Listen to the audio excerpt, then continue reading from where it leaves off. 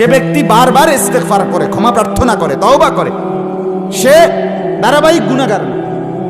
ওয়ালাউ যদি প্রতিদিন একদিনে 70 বারও যদি তওবা করে, 70 বার গুনাহ হয়ে গেছে, 70 বার তওবা করছে, তো আল্লাহ নবী বলেন আল্লাহ সেই 70 বারের গুনাহটাও আল্লাহ মাফ করবে।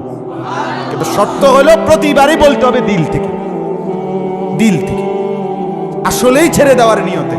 মানে আসলেই ছেড়ে দেওয়ার নিয়তে আপনি বলছেন কিনা এটা আর কেউ না বুঝুক, আল্লাহ তো বুঝুক, আল্লাহ তো বুঝুক।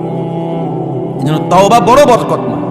কেউ যদি তওবা করে নগদ নগদ, তাহলে একটা লোক মনে করেন যে আজকে 1 বছর যাবত বিড়ি সিগারেট খায়, এই লোকটা এবার সিদ্ধান্ত নিল না আমি খাবোই না।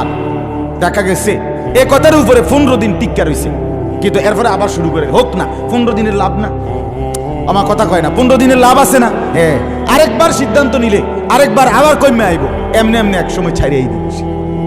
তওবার মধ্যে একটা শক্তি আছে, পাওয়ার আছে। এজন্য হযরত বলেন গুনাহ যতই হোক তওবা করো। আর একজন মুসলমান, একজন মুমিন, যেই কোনো মুমিন নবীরা ছাড়া তার দ্বারা গুনাহ হওয়া স্বাভাবিক, গুনাহ হওয়া আদাত। হাকিমুল উম্মত মুজাদ্দিদুল মিল্লাত হযরত মাওলানা শাহ আশরাফ আলী থানভী রাহমাতুল্লাহ আলাইহি কথা বলছে যে গুনাহ হওয়া মুমিনের দ্বারা স্বাভাবিক, আদাত, এটা হবেই তার। কিন্তু অস্বাভাবিক কোনটা? অস্বাভাবিক হলো মুমিন হওয়ার পরেও, মুসলমান পরিচয় দেওয়ার পরেও গুনার উপরে জমে থাকা, এটা অস্বাভাবিক।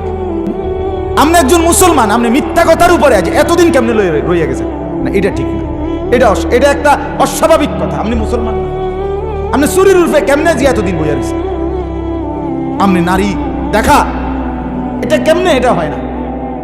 এই জন্য আমি অনেক সময় বলি যে একটা ঘরে আজকে 20 বছর টেলিভিশন চলে এক তালে, 10 বছর ধরে ছেলে মেয়ে বউ বাচ্চা টেলিভিশন দেখে, নাচ গান নর্তকীর ছবি, জিনা ব্যভিচার। আর এই যে ঘরের বেড়াটা, যে বেড়া ঘরের অভিভাবক, এ বেড়া মাতেও না, মুতেও না, লড়েও না, আসেও না। এটা একটা অপদার্থ ছাড়া আর কিছু, এটা কোনো ব্যাড হইতো না, ব্যাড হইতে যাতো না, এটা গুনাহ হয়ে যাওয়া, এটা স্বাভাবিক।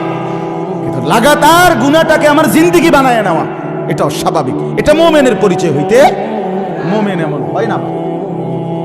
আপনি 30 বছর মিথ্যা কথা বলতে পারেন না, আপনি যে 20 বছর ধরে সুদের ব্যবসা, না না, এটা মুসলমানের করতে পারে না, তার ভিতরে মুসলমানের কিচ্ছু নাই। আজকে 20 বছর ধরে, 10 বছর ধরে এবিডি পর্দা করে না, আজকে একটা বছর ছেলেটা কোনোদিন ফজরের নামাজ পড়ে না, না এটা কোনো মুসলমান, এতে কোনো জাতের লোকে না, নামাজ ছুটে যাইতে পারে।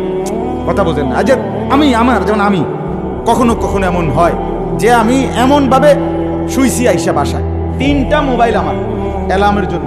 আমার একটা মোবাইল এখানে আছে পকেটে, একটা আছে আমার বিবির কাছে চায়না মোবাইল, এটা অনেক আওয়াজ, পিছনে পুরাটাই স্পিকার বড়। এরপরে আমার আবার অ্যালার্ম ঘড়ি আছে, খুব আওয়াজ করে, এটা মানে ঘন্টা ফিডার মতো। 3টা দেওয়ার পরও আমি এতটা গভীর ঘুমে, অনেক সময় 4টা বাজে আইসা ঘুমাইলাম। তো আমি অনেক সময় এমন হয় যে জামাত, আমি ঠিক চোখ মেলছি, দৌড়াইয়া উজু করে গিয়া জামাত ছুটে গেছে। হ্যাঁ, এটা তো হতেই পারে, কিন্তু এটা কি এই লেগে প্রতিদিন হইতেইব? তো 3 মাসে, 6 মাসে, 1 মাসে কখনো এটা হয়ে গেছে, আজকে জামাত ছুটে গেছে, তো এটা তো হতে, এটা আমারও হবে, আপনারও হবে, হইতে পারে। কিন্তু লাগাতার 1 বছর, লাগাতার আজকে 2 বছর লাগাতার আপনি কোনোদিনে ফজরের নামাজ পড়ে না, এটা মানুষের তো জাত না।